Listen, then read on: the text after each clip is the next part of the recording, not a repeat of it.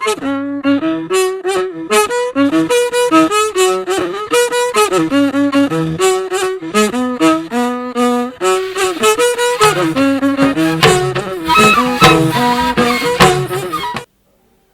afternoon, viewers. I welcome you to another edition of our talk show, What You Need to Know, on Ataza TV. I am Solomon Enjuma Gaddan. With me in the studio this afternoon is the founder, Fosda, founder, Foundation for Socio-cultural Development and Alternative Economic Development, Miss Patience Caleb.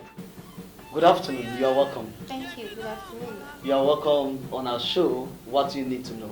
Thank you. Miss Patience Caleb. Please, can you tell us what FOSDA is all about? Okay. Thank you for having me here. FOSDA means Foundation for Socio-cultural Development and Alternative Economic Empowerment. It's an organization that was registered in the year 2014. It was legally registered with the CAC. That is out to carry out projects and programs on education for rural community schools and inmates in correctional centers. Inmates in correctional centers. Wow, I think this is one of the foundations that I can say have really taken out this body to reach out to the inmates people. But is it kind of restricted to a particular state or is nationwide? No, it's not even just nationwide. It's worldwide. It's going to be a global thing as time goes on because it's a lifetime project. We don't have set time limit for it. It's something that we want to do it till, if possible, till eternity. Wow. Where do you have your head office? We have our head office number 5 Azope Crescent off Kumasi Crescent, Wusetu. I just introduced you as Miss Patience Caleb Maina. Yeah. See, I'm just surprised.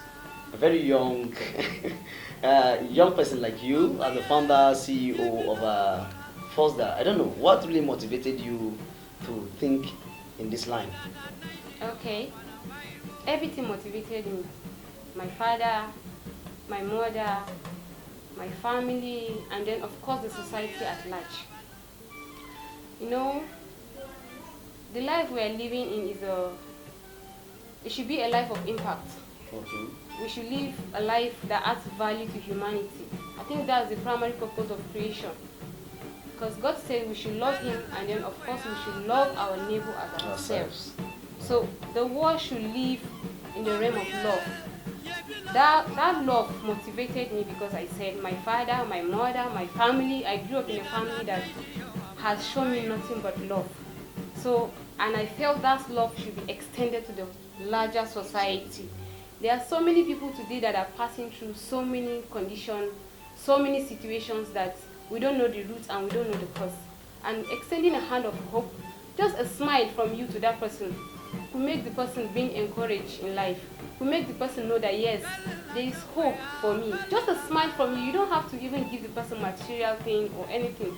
Just a smile. So just meet somebody, meet your neighbor, smile. Good morning, how are you doing? You smile to the person. The person like, if that day somebody has not smiled to him, because you smile to him, he will feel encouraged within his spirit because your inner mind is the real you. When your inner mind is strong, is satisfied, is filled up with joy, is at peace, you know, you'll be moved to do so many things positive that day. But when your mind is filled up with so many negative thoughts, you feel the society doesn't love you, your family doesn't love you, nobody cares about you, and you're complaining about this and that. You know, it won't even motivate you to even do anything good for yourself or the society in the first place. So love motivated me to do this. Okay, quick one before we go on a break, because we'll be coming back to also want you to highlight on one particular point that I want you to really hit. Have you done any activities within this time of your registration? Because you said the organization was registered 2014. Yes. Have you done any activities or it has been laying dormant? No. Okay. We were able to do 1 or 2 programs. We carried out a program in an IDP camp in Area 1, Abuja here. There's one that was also sponsored in one of the IDP camps in Taraba State by the camp chairman of Taraba State. Mm-hmm. We also carried out one in Kuje prison. Okay, since it has to do with Abuja here. Yes, since it has to do with correctional centers. Oh. That was, it enables us to get an approval from the Controller General's office. You know, he was happy with what we did, so he gave us a documentation for us to have a backup anywhere we go, anywhere we submit our proposals. People should know that this is legalized. People should not be afraid, you know. What do you really do for them at the correctional center? I'm so eager to hear. We were there to establish a library for them. Okay. For those that had interest in continuing their education there, because they have access to Open University. Wow. Yes. So them going to school, and if they don't have materials that they have access to reading, since there's nobody, they don't have the money to buy it and all that, and maybe the one government will provide might not be enough to reach out to all of them. We decided to establish a mini and manual library. You mean people inmates in the prison cherish reading? Yes. Why would they do that? Why would they do that? They should do that because there is not just a place for you to go and think as if it's meant for criminals. They are there to be rehabilitated. And one of the ways they can be rehabilitated is through giving orientations of education. The more they read books, the more they view things on their system, it helps them reset their mind. It helps their mindset to come back to the positive lane. You know, coming back to the education level, I think it's even more easier for them to be rehabilitated in that aspect because they have access to materials, not just reading, not just school it's a materials. kind of e-library. Yes, okay. and manual libraries. E and manual yes. library. They get books, they get motivational books, they get a lot of books that are from mentors and authors that have written so many things that will, you know, encourage them. And reshape their thinking and their mindset. That's also remind me, I know the inmates are not just people from the streets. There are some that were students at the time they were convicted like that. Yes. Okay. Thank you very much. It's been What You Need to Know on Ataza TV with Patience Caleb Maina. We'll come back. We'll continue with the remaining points we have at hand during this section. Thank you. Welcome back on our program, What You Need to Know on Ataza TV.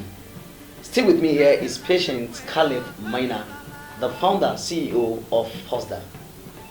Once again, you are welcome. Thank you, sir. You talked about the unveiling and launching of Fosda.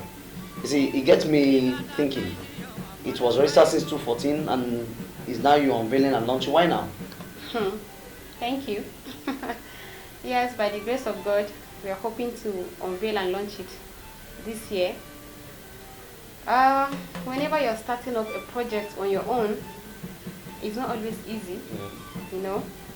When you don't have a full support, it's not always easy. It's been our own little finances that we've been working from one place or the other that we've been gathering to carry out those projects. So one of the hindrances to us not unveiling it on time was finance. And of course we didn't have access to supporters. But with the help of God and you know, we've been able to be pushing little by little. So we've gotten some partners now. Of course, we've gotten some partners that are helping us, even though it's not as big as you think, but we still thank God. No, we have to start somewhere, you know. We have to start somewhere. Of course. You know, a lot of things have happened in this country in the past few years. We wouldn't want to talk about that now. So when are you looking at the unveiling and the launching? We're hoping and believing God that it will come up in March. Okay. Yes, 19th of March by the grace of God. We hope to have you here again so that you come and really give us details. Or you send your announcement so that our audience, the viewers all over the world, will get to know when this epic event is going to take place. Thank you very much. It's nice having you in this studio. My pleasure. Thank you. You're welcome. Thank you.